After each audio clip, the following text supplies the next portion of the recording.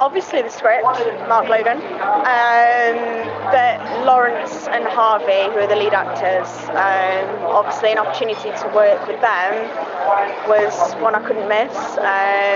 Obviously I know them from the bits that they've done before, and their work's fantastic, so the idea of being able to actually see them do what they do best was something I couldn't pass up on.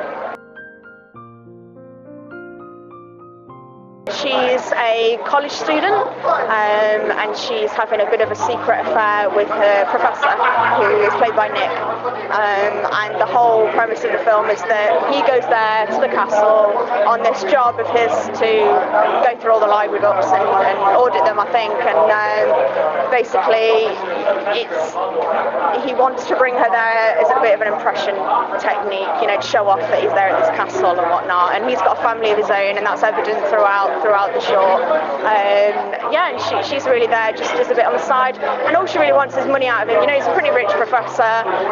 He'll probably offer to buy her a new car, which is on its way out. She can get a new phone, a bit of money, a bit of clothes, and that's all she's really in it for. So she's a bit of a pain in the ass. It's all on the script, really. I mean, I've done 3 features, so I think it's 3. Is it 3? Yeah, I think it's 3. A 4th one I did, but I was literally just a supporting role. It's literally a couple of scenes and that's it. But I've done some fantastic short films. Rats is one of them. I did The Final Girl, which is a nostalgic 80s throwback horror piece that we did for Halloween last year, but that seemed to be doing really well on the festival circuit. So really it's all about the script, not the length of the film. Currently in post-production, so we're in the edit now. I believe we've got a full rough cut, and we're aiming for November for a full finished edit. So I think we need to go on to scoring the film and all that sort of thing next. Yeah, ideally, that's what I would like to happen. Obviously, I produced on that one as well. I co-produced with a couple of other people. So ideally, we want to aim for some festivals, and then obviously look for distribution. That's the next thing after that. Yeah, I mean, it was a difficult set from start to finish. I mean, even throughout the pre-production stage, we ran into all sorts of difficulties, and production itself was no different. But, I think you get all sorts of things come up on every shoot that you go on, and it's how you deal with it and handle it that counts. But memorable-wise, I guess, being stuck in cages, I can't say too much, but in the freezing cold, it's March, April in England, which is still pretty damn cold. To be in a massive warehouse, it's a vast open space, it's pretty difficult to heat no matter how many heaters you've got in there. Running around in latex and PVC in barely anything, it was bloody freezing. And you kind of go a bit crazy being sat in a cage. You'll see the size of it eventually. We spent a lot of time in those cages, so I think we all just went a bit mad by the end of it. So Stockholm syndrome, I guess. And I did kind of miss the thing when I left. I kind of missed being sat in my cage and locked in, so it's sort of, it's bizarre.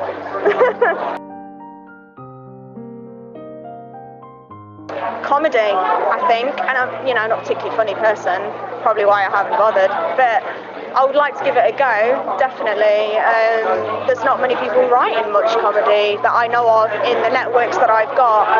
Obviously I love drama, but I've had a good crack at that. I would like a really meaty drama role, that would be pretty cool. So yeah, I guess drama and comedy would be where I'd like to go next. It's been a bit of a funny year, actually. It's been sort of promoting everything I shot last year. Obviously, I've had braces put on, so I've been out of action for about 6 months. I did have a role a couple of months ago for a feature film called Deadheading. It's a thriller, written and directed by David Easton.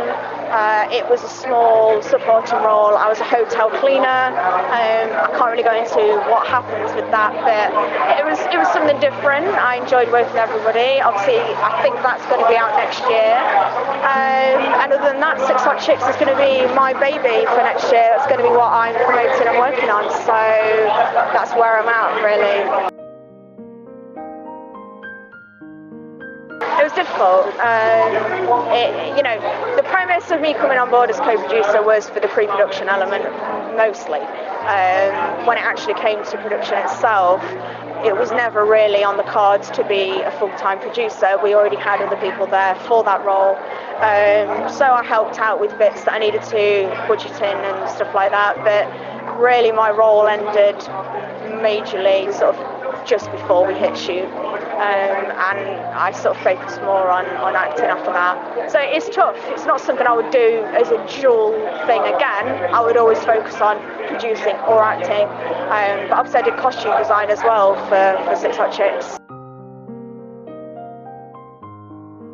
I just openly said, you know, it's a budget film at the end of the day, and to get a costume designer on board and then to source costume, when I knew I was more than capable of doing the job myself, I just spoke up and said, Simon, I'm more than willing to take on costume.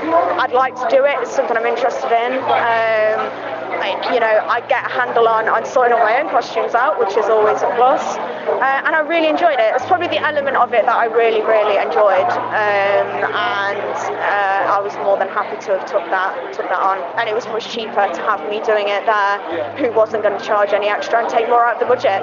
And obviously I sourced all the costumes, and I was as smart as I could be about it.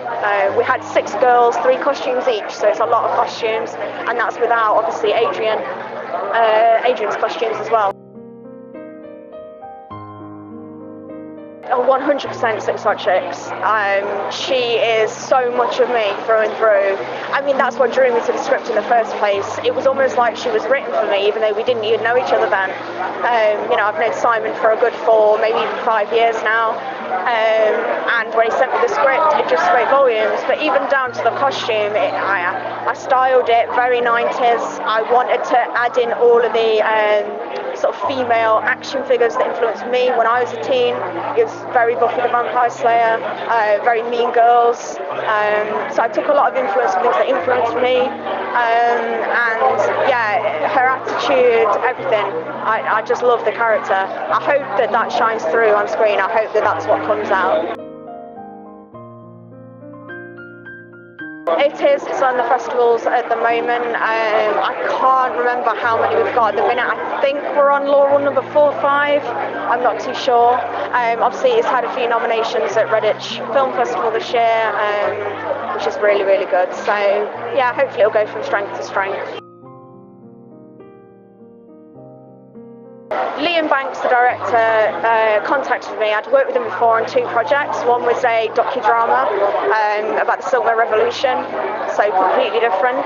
He is a horror director primarily, and he did another short with me for his 1 Minute Nightmare series called My Sweet Valentine. So I had a history with him. You know, I knew him as a director. I knew how incredible he is. He's fantastic. He's going places. So when he came to me with Find a Girl, I wasn't going to turn it down. It's a fantastic script. He's got great vision. He's very stylistic, and I trusted him when he said it was going to be stylistic. It was going to be 80s slasher through and through, and it was. He delivered on that. You know, every element of it, down to the score by Edward Harvey. The score's fantastic. So yeah, I'm really proud of the film. I think it's brilliant. Absolutely amazing, yeah. I mean, you know, you don't know what's going to happen at the time when you take a project on. You don't know how far it's going to go.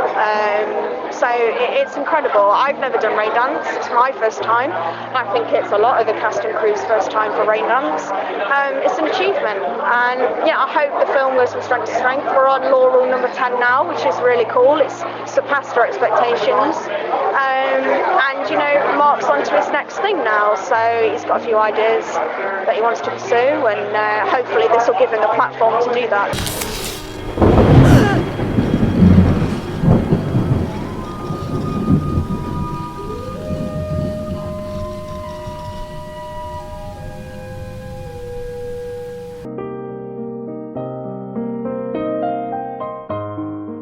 Thank you for watching The Fan Carpet. If you like this video, be sure to click that thumbs up button at the bottom of your screen.